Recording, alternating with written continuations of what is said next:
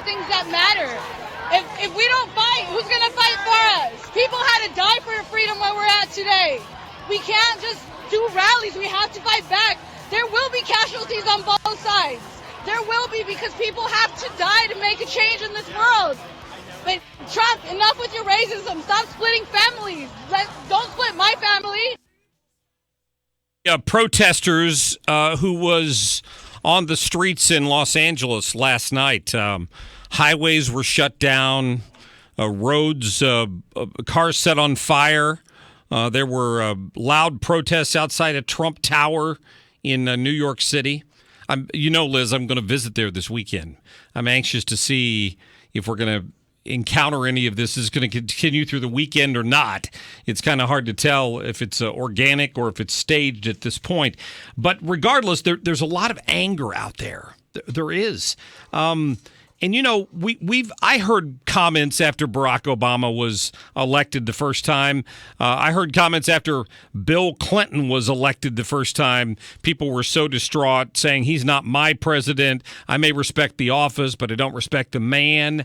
This seems in some ways to have taken this to a different level. Not my president! Not my president! Not my president! Not my president! Not my president! What are we doing? Stand up, fight back! That, again, some of the protests from around the country that you're hearing there. And, quite frankly, I don't know how long this goes on. What I wanted to try to do was get an idea from a professional who deals with things. Some people have called this like post-election trauma of some sort. And you have to wonder, how long are we going to be dealing with this? Is it a real thing? Is it legitimate? I asked Dr. Rachel Glik to join us. She is a counselor, a therapist here in St. Louis, and has an office down off of Carondelet. Dr. Glik, how are you? I'm fine, thank you. Well, thank you. So as a counselor, you've been, I'm sure, watching the news. You've seen some of these protests around the country. What are your thoughts on what you've seen? Well, I think that anytime that something like this happens, where people feel very unsafe and they're very scared and feel, in many ways personally violated, that it brings out, a tremendous amount of anxiety and reactivity. And at the same time, I think it's also a wake-up call for a lot of people to transform and channel their concerns in a way for them to take the next step in what they feel they need to do in order to make some kind of a difference. I've been politically aware of elections since probably the mid-'70s, I'm guessing. I'm 50 years old, and I've never seen anything quite like this. And what strikes me is that in a lot of cases, the fear is misplaced. And I can understand somebody being offended by words that a political candidate has said. But to go on TV like this lady I had at the top of my show and claim that she fears for her life because candidate X got elected instead of candidate Y, there's a different element here that I haven't seen before. Yeah, I agree. I'm about your age, so I have never seen an election like this before. Never seen. I think that the impact on people's lives for the changes that they imagine and are, put out there that could happen directly impacts people that they're afraid of. But they also, I think, it's emotional. It's, I think a lot of people feel disrespected. And, but, some of it is, I think, an aspect of an organic sense of being violated, but some of it may also be other things that may be being triggered within people.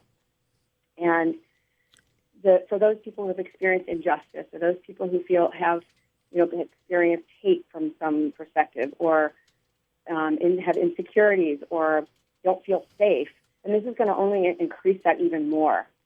And so I don't want to invalidate the fears that people have.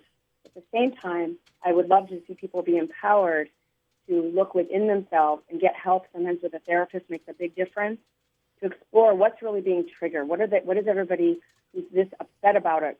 what's being activated within them and use it as an opportunity to actually heal perhaps something within them. Right. And then at the same time, to find where a person does have power. Because the main thing is we want to keep our desire ever stronger for what we feel we're here to do and the people that we're here to touch. I think we're going to need more therapists. Yeah, it's very possible.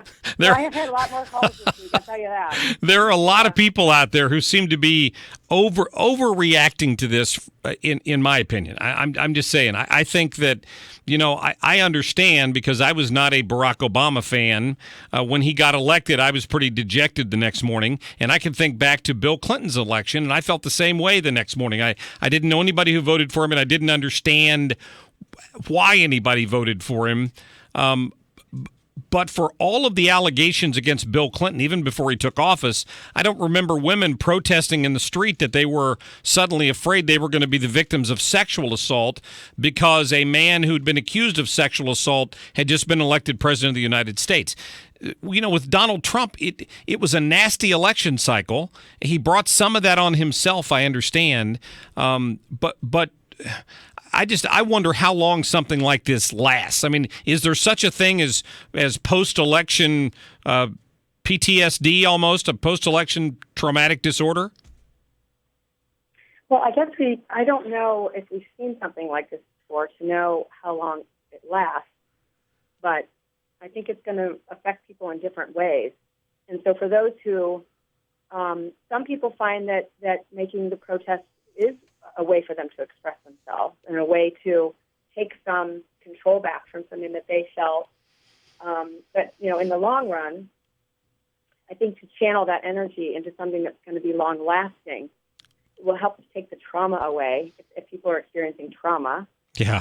And, but it's important not to judge either way. That's kind of the whole energy of this whole election. There's been so much judgment, so much evil tongue. And that fear-based kind of operating system always leads to more fragmentation, more conflict. And I think for all of us to look where we can not judge, even the ones that we don't understand, or even if either side, no matter what it is, to really work on being a force of kindness, a force of compassion, and add that to the world. Well, that's really a lot more powerful than any president. It's each of us doing what we feel we can do share, the light that we have. And I find that almost as more of a statement on the system in general, because people on the right felt like they were being called deplorables, and in a basket of deplorables who under no circumstances were acceptable if they supported Donald Trump. And the people on the left felt that, if they had a cousin who was an illegal immigrant, that Donald Trump was going to come in the middle of the night and send him back to Mexico. So there's enough blame to go around, that's for sure. My concern is, and I know that I'm not asking you to tell me where you stand politically, but my concern is when I see what's gone on at the University of Missouri, for example, where you had the sit-in and the kid decided he wasn't going to eat, he was going to go on a starvation protest and all that. To me, what we're experiencing with our kids these days is different than it was 40 or 50 years ago. I mean, 18-year-olds used to go to fight in world wars, and now they're on a college campus, and they're offended if a word bothers them. Why have we reached this point? Do you have any idea? Well, I think, especially that particular age group, of being, the younger the college, it's very much finding one's voice of something that you believe in and that you want to have a purpose. And there's lots of ways to express and make a difference. And,